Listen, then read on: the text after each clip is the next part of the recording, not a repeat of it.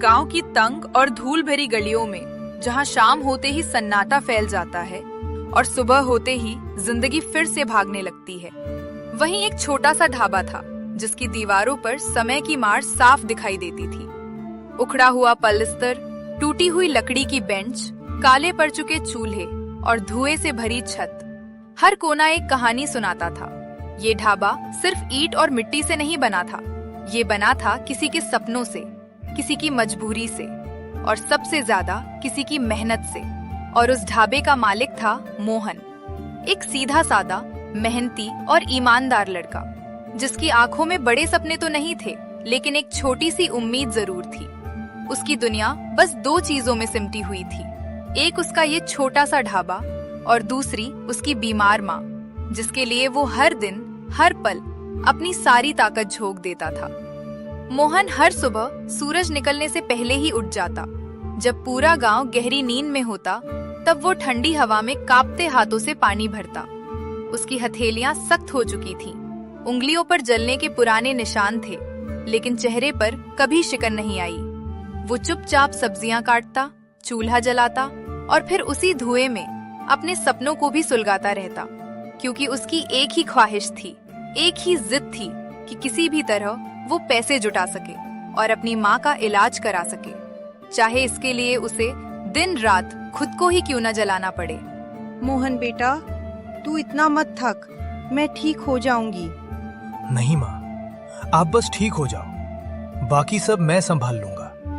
आप ही तो हो मेरी ताकत, आपके बिना मैं कुछ भी नहीं हूँ। पागल लड़के, माँ बाप बच्चों के सहारे जीते हैं और तू मेरे लिए खुद को ही मिटा रहा है। मुझे तेरी फिक्र होती है बेटा। फिक्र तो मुझे आपकी होनी चाहिए माँ। आप दर्द में हो और मैं कुछ नहीं कर पा रहा। काश मैं जल्दी पैसे जुटा पाता तो आपको यूं तकलीफ में नहीं देखना पड़ता। सब ठीक होगा बेटा, भगवान सब देख रहा है। तेरी मेहनत, तेरी सच्चाई एक दिन जरूर रंग लाएगी। माँ की बात सुनकर मोहन चुप हो गया, लेकिन उसकी आंखों में अब भी एक डर था, डर अपनी माँ को खो देने का। उसकी माँ कई महीनों से बीमार थी, कभी बुखार, कभी कमजोरी, तो कभी सांस लेने में तकलीफ। इलाज तो संभव है, लेकिन खर्चा थोड़ा ज्यादा होगा। समय पर इलाज हो जाए तो ठीक होने की उम्मीद है, लेकिन देर हुई तो हालत बिगड़ सकती है। डॉक्टर साहब, कितना खर्चा आएगा? मैं कोशिश करूंगा, किसी भी तरह पैसे का इंतजाम कर लूंगा। कम से कम इतना तो लगेगा जो तुम्हारे लिए आसान नहीं होगा। दवाइयाँ, टेस्ट और देखभाल सब मिलाकर खर्चा बढ़ जाएगा। डॉक्टर साहब, मेरे पास अभी इतने पैसे नहीं हैं, लेकिन आप इलाज शुरू कर दीजिए। मैं धीरे धीरे सब चुका दूंगा, बस मेरी माँ को बचा लीजिए। देखो मोहन, मैं समझ सकता हूँ तुम्हारी हालत, लेकिन इलाज बिना पैसे के ज्यादा दिन तक नहीं चल पाएगा। तुम्हें जल्द से जल्द इंतजाम करना होगा। मैं करूंगा डॉक्टर साहब, चाहे मुझे दिन रात काम करना पड़े या खुद को ही क्यों ना बेच देना पड़े, बस आप मेरी माँ को ठीक कर दीजिए। डॉक्टर की बातों ने मोहन के दिल पर बोझ और बढ़ा दिया। उसके कदम तो वहीं खड़े थे, लेकिन मन जैसे कहीं खो गया था। अब उसके सामने सिर्फ एक ही रास्ता था, किसी भी तरह पैसे जुटाना, चाहे इसके लिए उसे अपनी हद से भी ज्यादा क्यों न गुजरना पड़े। और यही वो बात थी जो हर बार मोहन को अंदर से तोड़ देती थी। हर बार जब कोई कहता कि इलाज हो सकता है, लेकिन पैसे चाहिए, तो उसकी उम्मीदें थोड़ी थोड़ी करके टूट जाती थीं। ढाबा चलाने के बावजूद उसकी कमाई बहुत कम थी। लोग आते थे, खाना खाते थे, लेकिन पैसे देने में कंजूसी करते थे। कोई उधार मांग लेता, कोई आधे पैसे देकर चला जाता, और कुछ तो ऐसे भी थे जो बिना पैसे दिए ही उठ जाते। मोहन सब देखता था, सब समझता था, लेकिन कुछ कह नहीं पाता था। अरे मोहन, आज उधार लिख ले, कल दे दूंगा। इतने पैसे ही काफी हैं, खाना भी तो वैसा ही था। कोई उधार मांग लेता, कोई आधे पैसे देकर चला जाता, और कुछ तो ऐसे भी थे जो बिना पैसे दिए ही उठ जाते। मोहन सब देखता था, सब समझता था, लेकिन कुछ कह नहीं पाता था। कोई उधार मांगता, कोई आधे पैसे देता, तो कोई बिना पैसे दिए ही चला जाता। मोहन सब सहता रहा, क्योंकि उसे उम्मीद थी कि एक दिन सब ठीक हो जाएगा। लेकिन उसे क्या पता था कि उसकी ये उम्मीद बहुत जल्द एक ऐसे मोड़ पर पहुंचने वाली है जहां उसकी जिंदगी हमेशा के लिए बदल जाएगी। एक रात जब आसमान में काले बादल छाए हुए थे और हल्की बारिश चुपचाप गिर रही थी, मोहन ढाबा बंद करने ही वाला था। उस दिन भी उसकी कमाई बहुत कम हुई थी। वह थका हुआ था और उसके मन में गहरी निराशा भरी हुई थी। उसने आखिरी बर्तन धोया ही था कि तभी ढाबे के दरवाजे पर किसी के कदमों की आवाज आई। मोहन ने सिर उठाकर देखा। एक बूढ़ा साधु भीगे हुए कपड़ों में थके हुए कदमों से उसके सामने खड़ा था। उसकी आंखों में अजीब सी चमक थी, जैसे वह बहुत कुछ जानता हो। बेटा, बहुत भूख लगी है, क्या खाने को कुछ मिल सकता है? सुबह से कुछ नहीं खाया, पैरों में अब ताकत भी नहीं बची। अगर थोड़ा सा भी मिल जाए तो भगवान तुम्हारा भला करेगा। मोहन ने इधर उधर देखा। ढाबा लगभग खाली हो चुका था। चूल्हे की आंच भी अब धीमी पड़ गई थी और चारों तरफ एक अजीब सी खामोशी छा गई थी। बस एक कोने में थोड़ी सी मटर पनीर बची थी, जिसे उसने अपने लिए संभाल कर रखा था, क्योंकि पूरे दिन की थकान के बाद वही उसका सहारा था। एक पल के लिए मोहन रुक गया। उसकी नजर उस थाली पर टिक गई। उसके मन में आया कि ये खाना वो खुद खा ले। सुबह से उसने ठीक से कुछ नहीं खाया था। पेट में जैसे आग सी लग रही थी और शरीर भी अब जवाब देने लगा था। लेकिन अगले ही पल उसने अपनी सोच को वही रोक दिया। बिना कुछ और सोचे वह थाली उठाई और एक हल्की सी मुस्कान के साथ साधु के सामने रख दी। बाबा, बस यही बचा है। आज ढाबा भी जल्दी खाली हो गया। आप ये खा लीजिए, शायद इससे आपकी भूख थोड़ी कम हो जाए। मैं बाद में कुछ खा लूंगा। साधु ने उसकी तरफ देखा, जैसे उसकी नीयत को परख रहा हो। फिर धीरे से थाली की तरफ नजर डाली और बिना कुछ कहे वह धीरे धीरे खाना खाने लगा। उसके हर हाव भाव में एक अजीब सी शांति थी। हर निवाले के साथ उसके चेहरे पर संतोष बढ़ता जा रहा था, जैसे उसे सिर्फ खाना ही नहीं बल्कि उस खाने में छुपी भावना भी मिल रही हो। बेटा, तुम्हारा दिल बहुत साफ है। आज तुमने जो किया है वो हर कोई नहीं कर पाता। तुमने अपनी भूख से पहले किसी और की भूख को समझा है। याद रखना, ऐसी नीयत कभी खाली नहीं जाती। तुम्हें इसका फल जरूर मिलेगा, और वो तब मिलेगा जब तुम्हें उसकी सबसे ज्यादा जरूरत होगी। मोहन ने बस हल्की सी मुस्कान दी। उसे लगा ये भी बाकी लोगों की तरह बस एक दुआ है जो कहकर लोग चले जाते हैं और फिर कभी लौट कर नहीं देखते। अगली सुबह जब मोहन उठा तो सब कुछ पहले जैसा ही था। वही ढाबा, वही चूल्हा, वही संघर्ष। लेकिन उसके मन में कहीं न कहीं एक हल्की सी उम्मीद अब भी जिंदा थी। उसने रोज की तरह काम शुरू किया और सोचा कि आज कुछ नया बनाएगा। शायद आज का दिन थोड़ा अलग हो। उसने मटर और पनीर निकाला और बड़े ध्यान से वही सब्जी बनाने लगा जैसे हर बार बनाता था। लेकिन इस बार उसके हाथों में एक अलग ही लगन थी। लेकिन जैसे ही उसने पहला चम्मच चखा, वो अचानक चौंक गया। उसे खुद अपने स्वाद पर यकीन नहीं हुआ।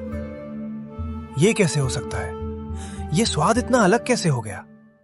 मैंने तो वही सब किया है, फिर ये इतना खास कैसे बन गया? आखिर उस मटर पनीर में ऐसा क्या था जो मोहन को अंदर तक हिला गया? सब्जी का स्वाद पहले से बिल्कुल अलग था, इतना लाजवाब कि मोहन खुद भी यकीन नहीं कर पा रहा था। हर निवाले में जैसे कोई अनोखी बात छुपी हुई थी जो पहले कभी उसने महसूस नहीं की थी। उसने खुद से कहा, शायद आज उसका हाथ अच्छा चल गया, या शायद आज किस्मत ने उसका साथ दे दिया। मोहन, आज क्या बनाया है? आज तो कुछ खास लग रहा है। दूर से ही खुशबू अलग आ रही है। मटर पनीर आज थोड़ा खास बना है। आप चक्कर बताना कैसा लगा? अरे ये तो मैंने जिंदगी में कभी नहीं खाया। इतना लाजवाब स्वाद तो कहीं नहीं मिला। मोहन, तूने आज कमाल कर दिया। धीरे धीरे खबर फैलने लगी। एक ग्राहक दूसरे को बुलाता, दूसरा तीसरे को बताता, और देखते ही देखते बात पूरे गांव में फैल गई। कुछ ही देर में मोहन के ढाबे के बाहर लोगों की भीड़ लगने लगी। हर कोई उसी मटर पनीर को चखना चाहता था। देखते ही देखते मोहन का छोटा सा ढाबा पूरी तरह भर गया। जहाँ पहले सन्नाटा रहता था, वहीं अब लोगों की आवाजों और हलचल से रौनक छा गई। ये तो जादू है। ऐसा स्वाद तो मैंने कभी नहीं चखा। हर निवाला अलग ही मजा दे रहा है। ऐसा स्वाद कहीं नहीं मिलता, न शहर में न किसी बड़े होटल में। ये तो कुछ अलग ही बात है मोहन। तुमने क्या डाल दिया इसमें? सच सच बता, इसमें जरूर कोई खास राज छुपा है। मोहन खुद भी हैरान था। उसे समझ नहीं आ रहा था कि ये सब कैसे हो रहा है। उसने तो वही तरीके से सब्जी बनाई थी, फिर ये स्वाद इतना खास कैसे बन गया? दिन बीतते गए और जादुई मटर पनीर की चर्चा पूरे गांव में फैल गई। अब हर कोई उसी स्वाद की बात करता और नए लोग भी सिर्फ उसे चखने के लिए आने लगे। अब मोहन के ढाबे पर इतनी भीड़ होने लगी कि उसे संभालना मुश्किल हो गया। जहाँ पहले खाली बेंच पड़ी रहती थी, अब वहाँ बैठने की जगह भी नहीं बचती थी। पहली बार उसकी कमाई बढ़ने लगी। उसने माँ के लिए दवाइयाँ खरीदी, ढाबे की मरम्मत करवाई और धीरे धीरे उसकी जिंदगी थोड़ी आसान लगने लगी। उसके चेहरे पर भी अब हल्की सी राहत दिखने लगी थी। लेकिन हर अच्छी चीज के साथ एक परीक्षा जरूर आती है और मोहन की जिंदगी भी अब एक नए मोड़ की तरफ बढ़ रही थी। एक दिन एक अमीर व्यापारी गांव में आया और उसने मोहन के ढाबे के बारे में सुना। लोग उसकी तारीफ करते नहीं थक रहे थे। वो सीधे मोहन के ढाबे पर पहुंच गया और बिना समय गवाए उसने वही मटर पनीर मंगवाया। जैसे ही उसने मटर पनीर का पहला निवाला लिया, वो भी चौंक गया।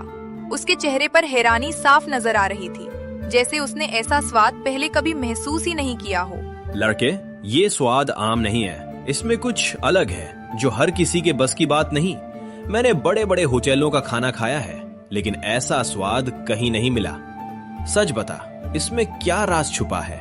आखिर इस स्वाद के पीछे क्या राज था और ये अमीर व्यापारी मोहन की जिंदगी में क्या नया मोड़ लाने वाला था? क्या ये मौका उसकी जिंदगी बदल देगा या उसे किसी नई परेशानी में डाल देगा? बस मेहनत और ईमानदारी का फल है, और कुछ खास नहीं। जो भी है इसी में है।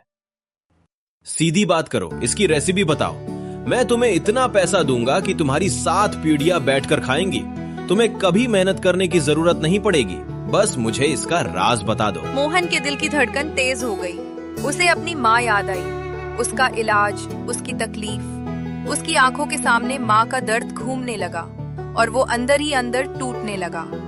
एक तरफ पैसा था जो उसकी सारी समस्याएं खत्म कर सकता था, दूसरी तरफ उसकी ईमानदारी और वो साधु का आशीर्वाद जो उसे गलत रास्ते पर जाने से रोक रहा था। उस रात मोहन सो नहीं पाया।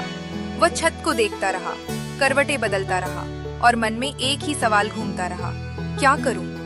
तभी उसे सपना आया, जैसे कोई उसे बुला रहा हो। वही साधु उसके सामने खड़ा था, शांत चेहरा और आंखों में वही गहराई। बेटा, जादू तुम्हारे हाथ में नहीं, तुम्हारी नीयत में है। जो सच्चाई और साफ दिल से काम करता है, उसी के हाथों में असली बरकत होती है। अगर तुम लालच में आओगे तो ये सब एक पल में खत्म हो जाएगा। जो मिला है वो भी चला जाएगा। याद रखना, इंसान की पहचान उसके काम से नहीं, उसकी नीयत से होती है। मोहन अचानक जाग गया। उसका दिल जोर जोर से धड़क रहा था, जैसे सपना नहीं बल्कि कोई सच उसके सामने आ गया हो। उसके चेहरे पर डर भी था और एक अजीब सी शांति भी।